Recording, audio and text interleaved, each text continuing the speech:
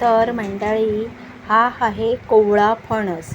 तर ह्या फणसाचे मी भाजी बनवणार आहे. तर मी काय करते, हा फणस पहिला साफ करून घेते.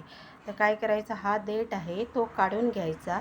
त्याला खूप असा चिकट असा चीक असतो. तो देठ काढायचा आणि त्याच्यावरचे हे जे सगळे काटे आहेत ते व्यवस्थित सुरीच्या किंवा विळीच्या साहाय्याने ते व्यवस्थित काढून घ्यायचं. आणि मिठाच्या पाण्यामध्ये ते तुकडे टाकायचे, त्याच्यात जरासं तेल टाकायचं म्हणजे डीक सगळीकडे लागत नाही. तर हा मी फणस साफ करून घेते. तर आता मी हे मिठाचं पाणी घेतलेलं आहे आणि त्याच्यामध्ये हा जो अजून फणस आहे त्या फणसाची मी अशी उभी काप करून घेणार आहे अशी. आणि मग ते मिठाच्या पाण्यात टाकणार आहे आणि हे उकडत ठेवणार आहे. तर हे मी कटलेटसाठी आणि भाजीसाठी वापरणार. तर आता हा जो फणस आहे ना तो मी साफ करून घेतला आहे. तर त्याच्या पुढे जो पार्ट असतो तो खूप हार्ड असतो. मग मी हा बघा, हा असा काढून घेतलेला आहे. म्हणजे हे सगळं वेस्टेज आहे. तर हे आपण फेकून द्यायचं, कारण हे आपल्या भाजीमध्ये शिजणार नाही.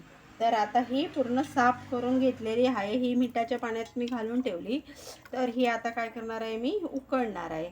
आणि ह्यापासून मी भाजी आणि कटलेट हे दोन गोष्टी बनवणार आहे. तर मी आता काय करते, ही भाजी मी उकडत ठेवते.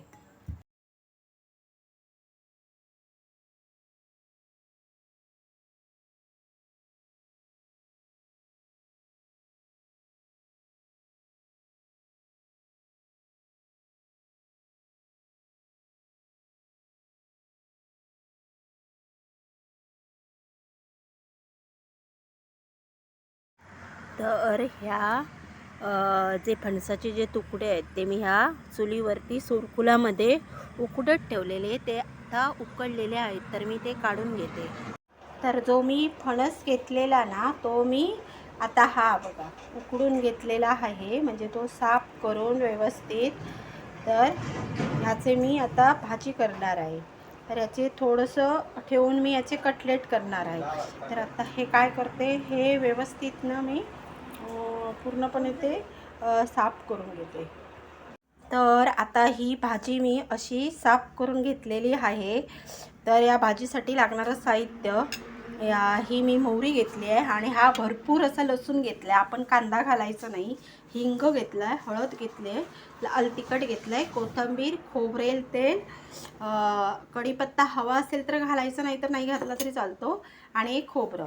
आणि हे मी आता कढईमध्ये हे थोडं गोडं तेल घालून घेतलं आहे. तर त्याच्यामध्ये मी ही मोहरी टाकते. तर आता आपली ही मोहरी तडतडली की त्याच्यामध्ये हा लसूण टाकायचा.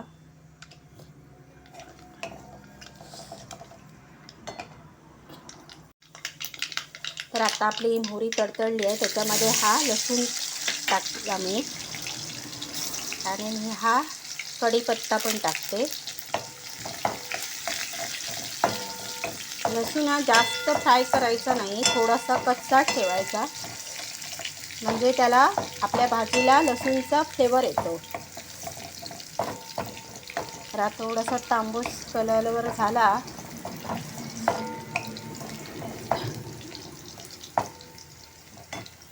तर आता आपला हा लसूण फुललेला आहे, थोडासा तांबूस कलरवर झाला आहे. ह्याला जास्त भाजायचं नाही.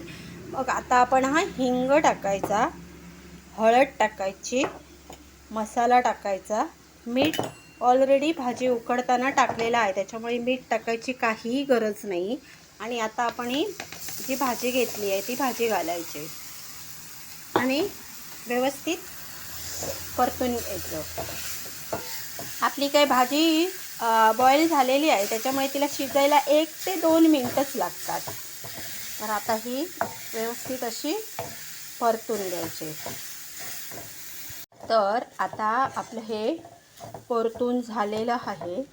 मी एक अर्धा मिनिट त्याला शिजू दिलेलं. तर आता त्याच्यामध्ये हे ओलं खोबरं टाकायचं आणि ही कोथिंबीर टाकायची आणि एक अर्धा मिनिट शिजू द्यायचं. ही आपली भाजी तयार.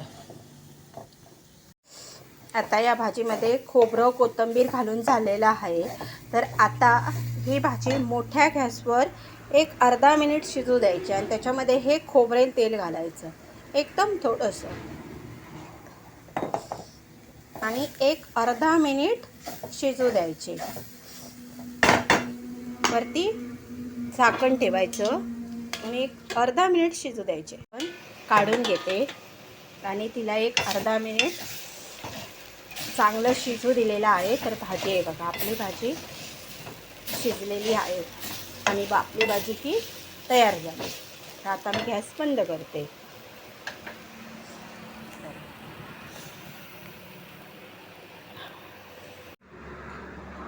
तर अशा प्रकारे आपली ही फणसाची भाजी तयार झालेली आहे.